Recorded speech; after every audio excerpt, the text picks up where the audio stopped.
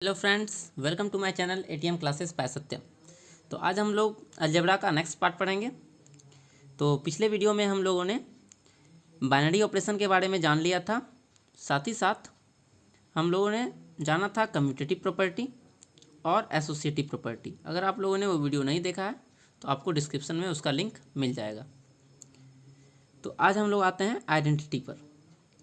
An element denoted by E of a set A is called identity for the binary operation star on A if A star E is equal to E star A is equal to A। कहने का मतलब हुआ कि अगर कोई हम लोग set लेते हैं, जैसे कि नेचुरल नंबर का सेट लेते हैं, ठीक है, और एक बाइनरी ऑपरेशन लेते हैं मल्टीप्लिकेशन, ठीक है। तो अगर इसमें हम लोग 4 है तो 4 में हम लोग क्या मल्टीप्लाई कर दें कि इसका आइडेंटिटी चेंज ना हो। आइडेंटिटी का मतलब ये होता है पहचान, ठीक है। तो हम लोग 4 में क्या मल्टीप्लाई कर दें कि इसका पहचान चेंज ना हो। तो हम लोग जानते हैं अगर 4 में 1 मल्टीप्लाई कर दें तो इसका क्या हो जाएगा, 4 ही आंसर मिलेगा। तो इसका मतलब 1 क्या हुआ यहाँ पर, आइडेंटिटी हो गया, ठीक है। उसी तरह से हम लोग अगर सेट लेते हैं, सेट ऑफ इंटीजर्स, और इस बार बाइनरी ऑपरेशन हम लोग प्लस लेते हैं, ठीक है, बाइनरी ऑपरेशन एडिशन लेते हैं। तो हम लोग अगर कोई एलिमेंट लेते हैं 4, तो 4 में हम क्या प्लस कर दें कि हम लोग को फिर से आंसर 4 ही मिले। तो हम लोग जानते हैं कि अगर इसमें हम लोग 0 ऐड करेंगे तो इसका पहचान क्या होगा, नहीं बदलेगा। इसका मतलब 0 क्या है, आइडेंटिटी एलिमेंट है एडिशन के रिस्पेक्ट में सेट ऑफ इंटीजर्स के लिए, ठीक है। तो यहाँ पर आप लोग का आइडेंटिटी क्लियर हो गया। तो इसके लिए एग्जांपल एक नीचे में दिया हुआ है, let I be the set of all integers का सेट है आई, और 0 क्या है, 0 of the set is an identity for the binary operation of addition on I, और 0 क्या है यहाँ पर, आइडेंटिटी है, ठीक है। चूँकि क्या होगा, किसी भी नंबर हम लोग अगर 0 ऐड करते हैं और 0 में अगर उसी नंबर को ऐड करते हैं तो हम लोग को सेम नंबर मिल जाता है। For all a belongs to I. उसी तरह से हम लोग दूसरा एग्जांपल लिए हुए हैं कि 1 को अगर मल्टीप्लाई कर ले हम लोग किसी नंबर में और फिर 1 से मल्टीप्लाई करें उस नंबर को, तो हम लोग को ए ही मिलेगा, और ये ए कहाँ बिलोंग करेगा, फॉर ऑल आई के लिए। तो ये तो हो गया आइडेंटिटी की बात। अब हम लोग आते हैं इन्वर्स पर, ठीक है। इन्वर्स क्या होता है, तो इन्वर्स क्या होता है, A set contains an identity element E for binary operation star if A star B is equal to B star A is equal to E. For every AB belongs to A, then A is the inverse of B. यहाँ पर क्या हुआ, अगर A है और B कोई दो element है, तो A और B में हम लोग कोई ऑपरेशन करें और हम लोग क्या मिल जाए, आइडेंटिटी मिल जाए, या बी और ए में हम लोग ऑपरेशन करें और हम लोग को आइडेंटिटी मिल जाए, तो हम लोग कहेंगे कि ए जो है वो बी का इन्वर्स है या बी जो है ए का इन्वर्स है। इसके लिए भी एग्जांपल हम लोग ले सकते हैं। जैसे हम लोग सेट ऑफ इंटीजर्स ही लेते हैं, तो सेट ऑफ इंटीजर्स और जो बाइनरी ऑपरेशन है वो हम लोग लेते हैं एडिशन। तो यहाँ पर हम लोग जानते हैं कि अगर कोई नंबर हम लोग ले 5, तो 5 में हम लोग क्या ऐड कर दें कि हम लोग को मिल जाए एडिटिव आइडेंटिटी, ठीक है। तो हम लोग में एक क्या होना चाहिए, यहाँ पर दिया हुआ है सेट कॉन्टेन आइडेंटिटी। तो सेट ऑफ इंटीजर्स में जो एडिटिव आइडेंटिटी होता है वो होता है 0, इसलिए 5 में क्या ऐड करें कि हम लोग को 0 मिले। तो हम लोग जानते हैं अगर 5 में -5 को ऐड करेंगे तो आंसर आएगा 0। इसीलिए जो है यहाँ पर 5 का इन्वर्स हो जाएगा -5। उसी तरह से -5 जो है 5 का इन्वर्स होगा। सिमिलरली हम लोग और एग्जांपल ले सकते हैं कि अगर कोई सेट लेते हैं हम लोग set of non zero rational number, तो इसमें हम लोग अगर कोई नंबर ले 4, तो 4 में हम लोग, और अलजेब्रिक स्ट्रक्चर हम लोग इस तरह से बनाएंगे, रेशनल नंबर और जो बाइनरी ऑपरेशन लिए है वो मल्टीप्लिकेशन है। तो एक नंबर लिए 4, तो 4 में हम लोग क्या मल्टीप्लाई कर दें कि हम लोग को एडिटिव आइडेंटिटी मिल जाए। एडिटिव आइडेंटिटी क्या होता है, मल्टीप्लिकेटिव आइडेंटिटी क्या होता है, तो 1। तो 1 मिले, तो 4 में हम लोग को क्या मल्टीप्लाई करना होगा, तो हम लोग जानते हैं अगर 4 में मल्टीप्लाई कर दे 1/4 को तो हम लोग को मिल जाएगा 1। इसीलिए 4 के लिए 1/4 हो जाएगा इसका मल्टीप्लिकेटिव इनवर्स। इसी तरह से यहाँ पे इन जनरल एग्जांपल दिया हुआ है कि a में अगर -a को ऐड करें या -a में 1 ऐड करें तो हम लोग को 0 मिलेगा। सिमिलरली a में हम लोग 1/a को मल्टीप्लाई करें और 1/a में a को मल्टीप्लाई करें तो हम लोग को क्या मिलेगा, मल्टीप्लिकेटिव आइडेंटिटी मिलेगा। और यहाँ पर a नॉट इक्वल टू 0 होना चाहिए। ठीक है, तो ये तो हो गया इनवर्स।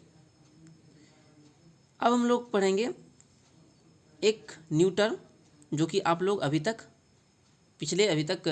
क्लास 12 तक नहीं पढ़े हैं, और यहाँ पर ये न्यू थिंग आएगा।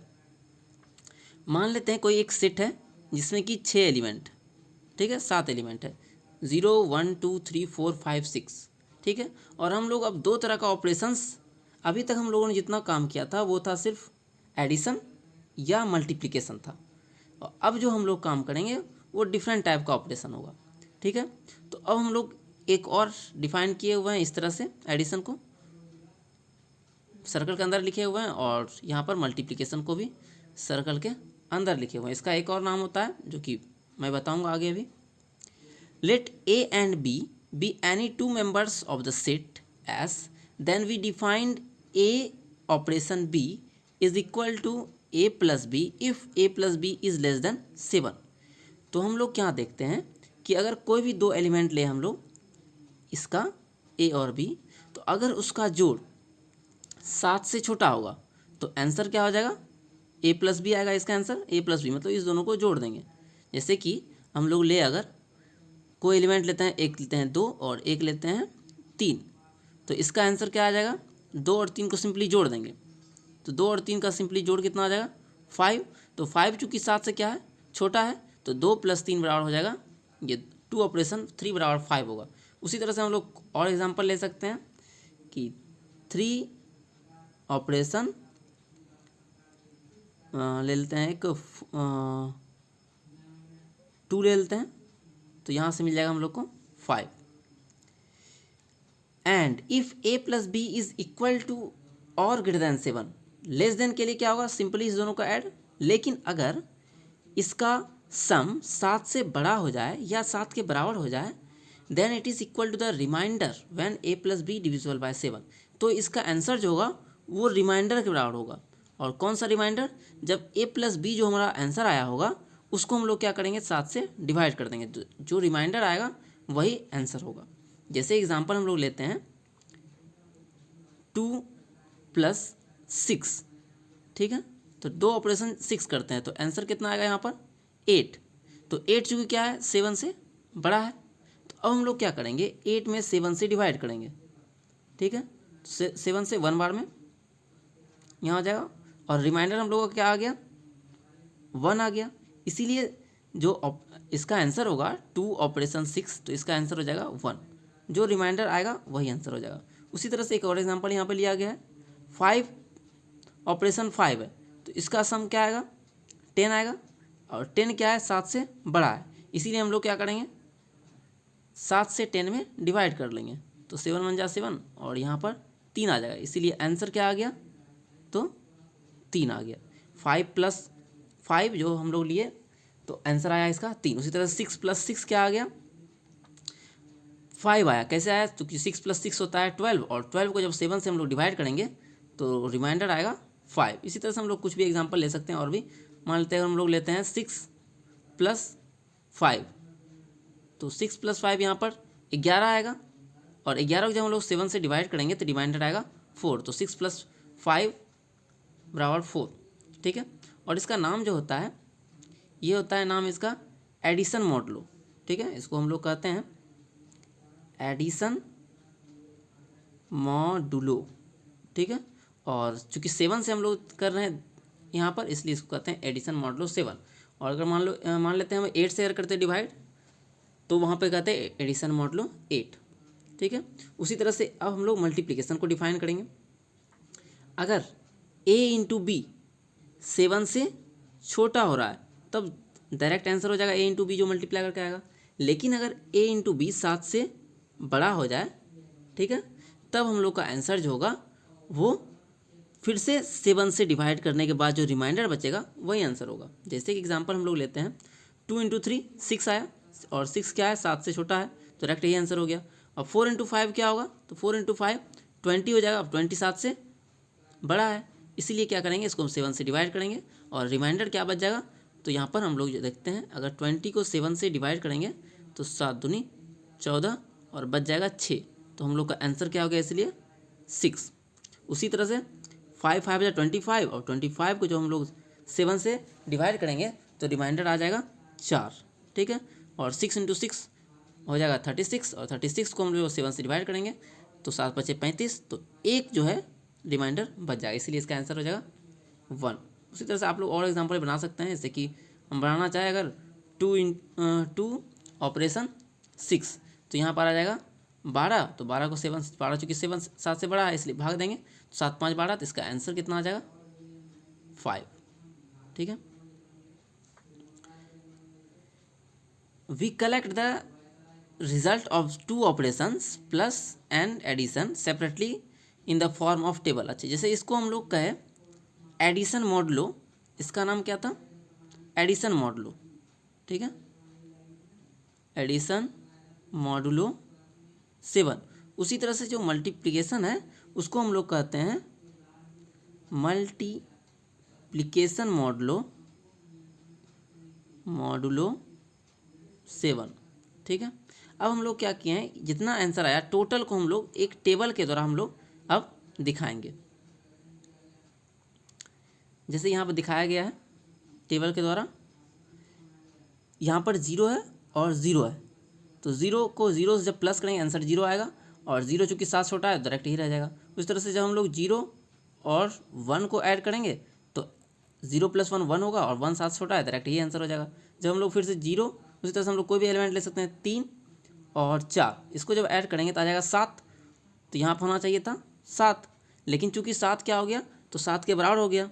तो जब क्या होता है 7 से बराबर हो जाता है, हम लोग 7 से क्या करते हैं, बड़ा या बराबर होता है तो डिवाइड करते हैं, तो 7 से हम लोग इसको डिवाइड करेंगे, और जब 7 से डिवाइड करेंगे तो रिमाइंडर क्या बचेगा, 0, इसलिए हम लोग का आंसर क्या आ गया यहाँ पर 0, ठीक है। उसी तरह से और एग्जांपल ले सकते हैं, जैसे 6 और 5, तो 6 5 होता है 11, तो यहाँ पर होना चाहिए था 11, लेकिन 11 7 से क्या हो गया, बड़ा हो गया, तो 7 से जब हम लोग डिवाइड करेंगे तो क्या होगा, 7 × 7 होगा, और 4 रिमाइंडर में बच जाएगा, इसलिए आंसर हो जाएगा 4। उसी तरह से मल्टीप्लिकेशन के लिए भी हम लोग टेबल बनाए हुए हैं, और इसमें भी हम लोग कुछ मल्टीप्लाई किया, जैसे कि 0 और 3 को मल्टीप्लाई करते थे, आंसर क्या आ जाएगा, 0 आएगा, तो 7 छोटा है डायरेक्ट वही आंसर हो जाएगा। जैसे 3 है और 2 को मल्टीप्लाई करेंगे, 3 दूनी 6 आएगा, और ये 7 छोटा है इसलिए आंसर यही रह गया। लेकिन अगर जब हम लोग करते हैं 5 और 6 को मल्टीप्लाई, तो हो जाता है 6 5 30, और 30 क्या होता है, 7 से बड़ा हो गया, तो हम लोग इसको क्या करेंगे, 7 से डिवाइड करेंगे, तो हम लोग का रिमाइंडर आ जाएगा 2, तो 2 हो जाएगा आंसर, इसलिए यहाँ पर। अब इस ऑपरेशन टेबल आप लोग को जानना जो है बहुत ज़रूरी है। अब इसको जो हम लोग कहते हैं ऑपरेशन टेबल के नाम जानते हैं, ठीक है, ऑपरेशन टेबल। इस ऑपरेशन टेबल में जो है यहाँ पर देखिए कि इसका एलिमेंट क्या है, 0 0 0 आया, और यहाँ पर भी 0 0 0 आया। इसका जितना भी एलिमेंट आया हुआ है, टोटल एलिमेंट जो सेट एस था, हम लोग जो सेट एस माने हुए थे, एस में कौन कौन सा एलिमेंट था, 0 1 2 3 4 5 और 6, ये 6 एलिमेंट था। तो हम लोग यहाँ पर देखते हैं इस टेबल को, तो इसमें भी 0 से लेकर 6 तक एलिमेंट है, और इसमें भी 0 से लेकर 6 तक एलिमेंट है। कोई भी एक्स्ट्रा एलिमेंट इसमें नहीं आया, जैसे कि 7 या 8 या 1/2 इस तरह का एलिमेंट नहीं आया हुआ है। तो इससे हम कह सकते हैं कि ये सेट क्या है, क्लोज्ड है। क्लोजर प्रॉपर्टी हम लोग सिर्फ देख के भी बता सकते हैं। फिर हम लोग इसमें जो है कम्यूटेटिव प्रॉपर्टी भी देख के बता सकते हैं। कैसे बता सकते हैं, तो हम लोग क्या करते हैं, पहले डायगोनल देखते हैं, ठीक है, डायगोनल, प्रिंसिपल डायगोनल इसको कहते हैं हम लोग, प्रिंसिपल डायगोनल के दोनों साइड। अब प्रिंसिपल डायगोनल के दोनों साइड एलिमेंट सेम होना, जैसे कि यहाँ पर 1 है, यहाँ पर भी 1 है, जैसे यहाँ पर 4 है तो यहाँ पर भी 4 है, यहाँ पर 4 है तो यहाँ पर भी 4 है, यहाँ पर 5 है तो इसके छोर पर भी क्या है, 5 है। उसी तरह से हम लोग देखते हैं कि सेम एलिमेंट है, तो हम लोग कहते हैं कि ये जो है कम्यूटेटिव है। इस तरह से हम लोग बहुत कुछ इसमें चेक कर सकते हैं, जैसे कि हम लोग इसमें चेक कर सकते हैं आइडेंटिटी एलिमेंट भी निकाल सकते हैं ऑपरेशन टेबल के द्वारा, क्योंकि हम लोग देख रहे हैं जैसे यहाँ 0 था तो आंसर 0 मिला, 1 था तो आंसर 1 मिला, 2 था तो 2 मिला। इसका मतलब ये 0 जो है इसका आइडेंटिटी है, ठीक है, क्योंकि इसमें चेंज नहीं हुआ है। फिर इसमें इन्वर्स भी हम लोग बता सकते हैं कि इन्वर्स भी होगा, क्योंकि जीरो आइडेंटिटी है तो हम लोग देखते हैं कि जीरो इसमें भी है, इस रो में भी, सेकेंड रो में भी जीरो है, थर्ड रो में भी जीरो है, फोर्थ में भी, 5 में भी, 6 में भी और 7 में, हर एक रो में हम लोग को एक जीरो मिल रहा है। इसका मतलब है कि इसमें इन्वर्स भी होगा। और चूंकि ये नेचुरल नंबर है और नेचुरल नंबर में एसोसिएटिव प्रॉपर्टी होता है, इसीलिए आगे जाके आप लोग देखेंगे कि ये एक ग्रुप बनेगा, और ग्रुप ही नहीं, ये एक अबेलियन ग्रुप बनेगा, ठीक है। आगे आप लोग जो अगली कक्षा होगी, अगले लेसन में हम लोग पढ़ेंगे ग्रुप के बारे में, ठीक है, और अबेलियन ग्रुप के बारे में भी जानेंगे। तो वहाँ पर आप लोग को ये ऑपरेशन टेबल आना बहुत ज़्यादा ज़रूरी है। अब हम लोग आते हैं uniqueness theorem of identity and inverse of an element. तो यूनिकनेस थ्योरम क्या होता है? इसमें दो थ्योरम आता है। पहला थ्योरम क्या आता है कि आइडेंटिटी एलिमेंट जो होता है किसी भी सेट का यूनिक होता है। उसी तरह से दूसरा थ्योरम आता है कि जो इन्वर्स एलिमेंट होता है वो भी यूनिक होता है। तो इसको जो है हम लोग पढ़ेंगे मेथड ऑफ कॉन्ट्राडिक्शन के द्वारा करेंगे हम लोग, ठीक है। तो हम लोग मान लेते हैं कि इसका ई और ई डैश दो आइडेंटिटी एलिमेंट है, ठीक है, क्योंकि हम लोग को प्रूव करना है कि इसका यूनिक आइडेंटिटी एलिमेंट है। तो हम लोग मान लेते हैं, अगर पॉसिबल है मेथड ऑफ कॉन्ट्राडिक्शन के द्वारा, कि इसका दो एलिमेंट है जो कि आइडेंटिटी एलिमेंट, ठीक है। तो क्या होगा, a belongs to a b arbitrary, और हम लोग एक मानते हैं कि एक ऐसा एलिमेंट है ए जो कि ए में बिलोंग कर रहा है, और चूंकि ई जो है वो आइडेंटिटी एलिमेंट है ए के लिए, इसीलिए हम लोग अभी तुरंत पढ़े हुए हैं आइडेंटिटी का क्या था डेफिनेशन, कि ए ऑपरेशन ई बराबर ए बराबर ई ऑपरेशन ए, ठीक है। तो वही यहाँ पर लिखे हुए हैं कि ए ऑपरेशन ई बराबर ए, सिर्फ इसका यूज़ हम लोग किए हुए हैं। दिस इम्प्लाई, अब ई डैश भी क्या है, ये भी है एलिमेंट ए का ही, जिस तरह से ए बिलोंग कर रहा है ए से, तो ए ऑपरेशन ई बराबर मिला ए, उसी तरह से ई डैश भी क्या है, एक आइडेंटिटी एलिमेंट है, तो ई डैश ऑपरेशन ई बराबर हम लोग को मिलेगा ई डैश, ठीक है। ई डैश भी चूंकि कोई एलिमेंट है ए का, यहाँ पर लिख दिए हैं। अब हम लोग अगेन उसी तरह से आगे बढ़ेंगे। ई डैश आइडेंटिटी एलिमेंट है, तो ई डैश जब आइडेंटिटी एलिमेंट है, तो आइडेंटिटी एलिमेंट का जब हम लोग किसी के साथ करते हैं ऑपरेशन तो सेम आंसर मिलता है, तो ए ही मिल जाएगा हम लोग को आंसर। फिर अगेन क्या था, ई हम लोग का था कोई एलिमेंट था, ई बिलोंग्स टू ए है, तो ई का हम लोग अगर आइडेंटिटी के साथ लेते हैं ऑपरेशन, ठीक है, तो हम लोग को आंसर क्या आता है, जो एलिमेंट होता है वही होता है, तो ई बिलोंग्स टू लिए हुए हैं तो आंसर आ जाएगा ई। तो यहाँ पर इसीलिए ई ऑपरेशन ई डैश बराबर आ गया ई।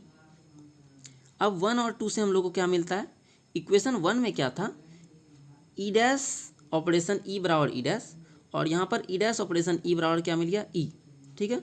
दोनों का दोनों क्या है, इसका LHS सेम है, इसका मतलब इसका RHS भी क्या होना चाहिए, सेम होना चाहिए। तो इसीलिए क्या हो जाएगा, यहाँ से हम लोग कह सकते हैं कि सिंस बाय 1 एंड 2 क्या हो जाएगा, ई डैश बराबर ई, ठीक है। तो इसका मतलब इसका क्या हो गया कि हम लोग जो माना था स्टार्टिंग में कि ई और ई डैश दो आइडेंटिटी एलिमेंट है, वो गलत है, इसका यूनिक आइडेंटिटी एलिमेंट होगा, ठीक है। तो 10 वही चीज़ वहाँ पर लिख दिए हैं, 10 from 1 and 2 e is equal to e dash, and since o is binary operation the identity element is unique. अब हम लोग आज का सबसे लास्ट क्वेश्चन कर रहे हैं, यूनिकनेस थ्योरम में दूसरा क्वेश्चन है, और ये क्वेश्चन जो है ग्रुप में भी आएगा सेम, तो वहाँ भी इसी तरह से प्रूव होगा, और एग्ज़ाम में भी ये इंपॉर्टेंट क्वेश्चन होता है, एग्ज़ाम में ये 8 नंबर में पूछा जाता है, ठीक है, 8 मार्क्स का ये आता है एग्ज़ाम में।